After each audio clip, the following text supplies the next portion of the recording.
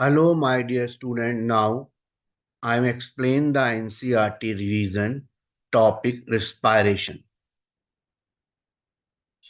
NCERT इस page पर कोई ऐसी इंपॉर्टेंट लाइन नहीं है। ये एनसीईआरटी का फर्स्ट पैरा है। इस पैरा में बताया गया है कि एनर्जी के लिए रिस्पायरेशन की जरूरत पड़ती है। इस पेज में कोई भी इंपॉर्टेंट लाइन नहीं है। चलिए आगे चलते हैं। इस पेज पे आते हैं। एनर्जी के लिए जो लाइफ प्रोसेस की जरूरत पड़ती है उसमें मैक्रो मॉलिक्यूल टूटते हैं और ये प्रोसेस सब में होता है और इससे एनर्जी निकलती है। ठीक है ना। एनिमल जो हेटेरोट्रॉप्स होते हैं और ऑटोट्रॉप सब डायरेक्टली इनडायरेक्टली जो होते हैं फोटोसिंथेसिस पर डिपेंड करते हैं। इतना इंपॉर्टेंट नहीं है। ये नीचे की लाइन इंपॉर्टेंट है जहां पर सेलुलर रिस्पायरेशन की डेफिनेशन दी गई है। ये लाइन ज्यादा इंपॉर्टेंट है। नेक्स्ट पेज पे आए। यहाँ बताया गया प्लांट ब्रीथ करते हैं या नहीं करते हैं। यहाँ पे 3 पॉइंट दिए स्टेटमेंट के फॉर्म में आ सकते हैं। पहला पॉइंट, प्लांट अपनी गैस एक्सचेंज पूरी कर लेते हैं। वेरी लिटिल, ये वर्ड चेंज कर सकते हैं, प्लांट बहुत कम गैस एक्सचेंज करते हैं। सेकेंड पॉइंट, ये सब स्टेटमेंट के फॉर्म में आएंगे। ठीक है। प्लांट को ग्रेट डिमांड नहीं होती है तो यहाँ कर देंगे ग्रेट डिमांड। ठीक है। और लोअर रेस्पिरेशन रेट होता है एनिमल्स के कंपेयर में, किसका? प्लांट्स का। केवल फोटोसिंथेसिस के दौरान बढ़ता है। तो ये 3 पॉइंट है, फर्स्ट सेकंड और ये थर्ड पॉइंट। ये तीनों पॉइंट इंपॉर्टेंट है, स्टेटमेंट के फॉर्म में आ सकते हैं। है ना। तो ये स्टेटमेंट वाले पॉइंट इंपॉर्टेंट है। अब इस पैरा में आइए। है ना। लूज पैकेजिंग पैरेन्काइमा सेल्स में पाई जाती है जिससे कि गैस एक्सचेंज आसानी से हो सके। तो ये भी इम्पोर्टेंट पॉइंट है। ये इक्वेशन इम्पोर्टेंट आपने पढ़ी होगी। नेक्स्ट पेज पे आते हैं। यहाँ पे all living organism retain the enzymatic और machinery partially oxidize the glucose without the help of oxygen. Oxygen की हेल्प से ग्लूकोज को, ऑक्सीजन की हेल्प के बिना ग्लूकोज पार्सली ऑक्सीडाइज होता है। तो यहाँ विदाउट का आउट बढ़ा देंगे स्टेटमेंट में, ध्यान रखिएगा। नेक्स्ट पेज पे आते हैं। है ना। ईएमपी का फुल फॉर्म दिया है, एम्बेडेड मेयर ऑफ पार्नास पाथवे। है ना। ये सब में पाया जाता है, एनारोबिक में केवल यही होता है। तो ये भी इंपॉर्टेंट है। इसमें ग्लूकोज से पायरुविक एसिड बनता है ना। Sucrose is converted into glucose and fructose by the invertase enzyme. Invertase enzyme important है जो सुक्रोज को ग्लूकोज और फ्रक्टोज में तोड़ देता है। ये एंजाइम याद कर लीजिएगा, एनसीईआरटी में एंजाइम कम दिए गए हैं। ग्लाइकोलिसिस 10 स्टेप प्रोसेस है, ये भी इंपॉर्टेंट है। चलिए आगे चलते हैं। है ना। एटीपी 2 स्टेप में यूज होता है। पहले स्टेप में ग्लूकोज से ग्लूकोज 6 फॉस्फेट बनता है, दूसरे में फ्रक्टोज 1,6 बाई फॉस्फेट बनता है। ये लाइन इंपॉर्टेंट है। Two redox equivalent are removed होते हैं, पीजीएल बनता है और एनएडी बनता है। तो पीजीएल का हाइड्रोजन इसमें चला जाता है तो एनएडीएच बन जाता है। चलिए आगे चलते हैं। है ना। अब 3 मेजर वेज होते हैं जो पायरुविक एसिड को हैंडल करते हैं। लैक्टिक एसिड फर्मेंटेशन होगा, या अल्कोहलिक फर्मेंटेशन होगा, या एरोबिक फर्मेंटेशन होता है। 3 स्टेप से पायरुविक एसिड आगे डिकम्पोज होता है। फर्मेंटेशन जो होता है एनारोबिक कंडीशन में होता है। मेन ही प्रोकैरियोटिक है, ऑल प्रोकैरियोटिक नहीं है। और यूनिसेलर यूकैरियोट्स में मिलेगा। ठीक है ना। इसमें CO2 निकलेगी। है ना। और क्रैब साइकिल भी होती है। नेक्स्ट स्टेप पे आते हैं। फर्मेंटेशन में इनकम्प्लीट ऑक्सीडेशन होता है ग्लूकोज का एनारोबिक कंडीशन में। है ना। सेट ऑफ रिएक्शन CO2 और एथेनॉल बनता है। Enzyme pyruvic decarboxylase alcohol dehydrogenase use होता है। इसके अलावा जो सेलुलर रेस्पिरेशन है पायरुविक से रिड्यूस टू, ध्यान रखना पायरुविक से रिड्यूस होता है। किसमें? लैक्टिक एसिड में ऑक्सीडाइज नहीं होगा, लैक्टेट डिहाइड्रो एंजाइम लगेगा। एजेंट NaDH है जो रीऑक्सीडाइज होकर बना देगा NAD+। ये ध्यान रखना रीऑक्सीडाइज है, ऑक्सीडाइज नहीं है। नेक्स्ट पेज पे आइए। ये उसका दिया हुआ 7% एल्कोहल लगता है ना। 7% एनर्जी मिलती है। ये इंपॉर्टेंट पॉइंट है, ये पूरा इंपॉर्टेंट पॉइंट है, ध्यान रखिएगा। और ये बोला इसके लिए हार्मफुल हो जाता है 13% से ज्यादा हो जाता है। ये लैक्टिक पॉइंट इंपॉर्टेंट है। ये दोनों ये फ्लब्जी ब्लैंक्स में आ सकते हैं। नेक्स्ट पेज पे आते हैं।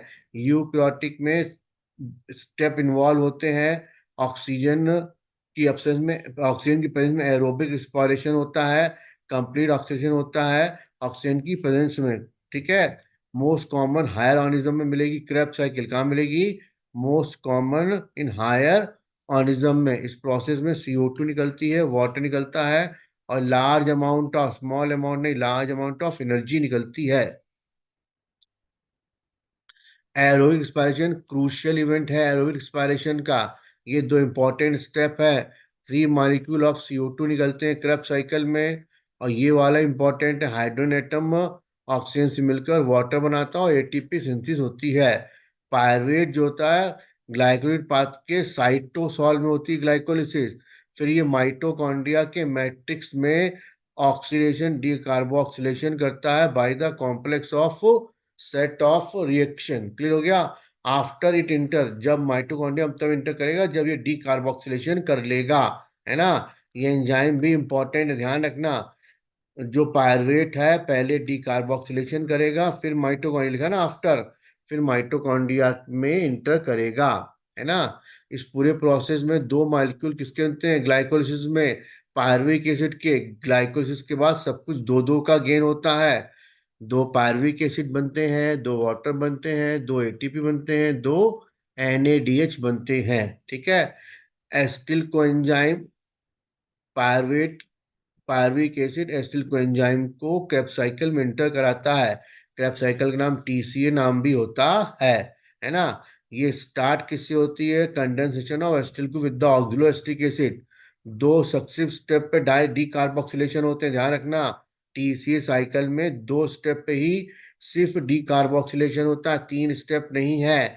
तीसरा स्टेप लिंक रिएक्शन है। इसमें अल्फा कीटो बनेगा, ये ध्यान रखिएगा। क्या क्या बनेगा? सक्सियल कोएंजाइम बनेगा, OA बनेगा। ठीक है। तो यहाँ पे 4 कार्बन, 6 कार्बन, 5 कार्बन के प्रोडक्ट बनते हैं। 4 6 5 कार्बन के प्रोडक्ट होते हैं। ये पोर्शन लिंक रिएक्शन में आएगा, ये क्रेब्स साइकिल में नहीं आएगा। ये पार्ट क्रेब्स साइकिल का है। कितने NADH बनते हैं? कितने? 3 NADH बनते हैं एक बार में, और एक बार में एक FADH बनता है। क्रैप साइकिल 2 बार चलेगी तो × 2 कर देना है। क्रैप साइकिल का अलग से वीडियो पड़ा है, देख लीजिएगा। ऑक्सिलिक एसिड फर्स्ट मेंबर है साइकिल का। ठीक है ना। नेक्स्ट पेज पर आते हैं, है ना। जब ये ब्रोकन डाउन होता है तो CO2 निकलती है, और 8 मॉलिक्यूल किसके निकलते हैं? NADH2 के। एक मॉलिक्यूल FADH2 का निकलता है। इलेक्ट्रॉन ट्रांसपोर्ट सिस्टम का दूसरा नाम है ऑक्सीडेटिव फॉस्फोराइलेशन। ये नाम ज्यादा पूछते हैं, ऑक्सीडेटिव वाला, है ना। इसमें रिस्पायरेटरी प्रोसेस में NADH FADH की जो एनर्जी स्टोर होती है उसको ऑक्सीडाइज करके इलेक्ट्रॉन ट्रांसपोर्ट सिस्टम से निकालते हैं। इसमें ये बताया गया है। नेक्स्ट पेज पे आते हैं। एंजाइम पहला कॉम्प्लेक्स कौन सा है? NADH dehydrogenase. Ubiquinone receive the reducing via FADH2। जहां जहां वाया लिखा है वो सब इंपॉर्टेंट है, ये वाया वाली लाइन जरूर पढ़िएगा। ये सीधा लिख के आएगा, यहाँ उल्टा लिखा हुआ है ना। Cytochrome C via cytochrome B C1 inter करता है, यानी पहले B में जाएगा, फिर C1 में जाएगा, फिर C में जाएगा, तो बोला वाया करके, है ना।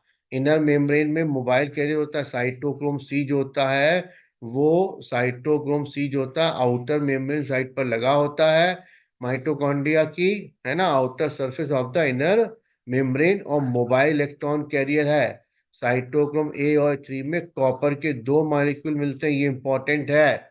जितना भी ग्रीन पार्ट है उसको एक बार देखिए, रिवीजन का बेस्ट तरीका यही है ना। ETS में number of ATP molecule depend on the nature of electron donor. ATP synthesis electron donor पे डिपेंड करती है, हाइड्रोजन डोनर पे नहीं।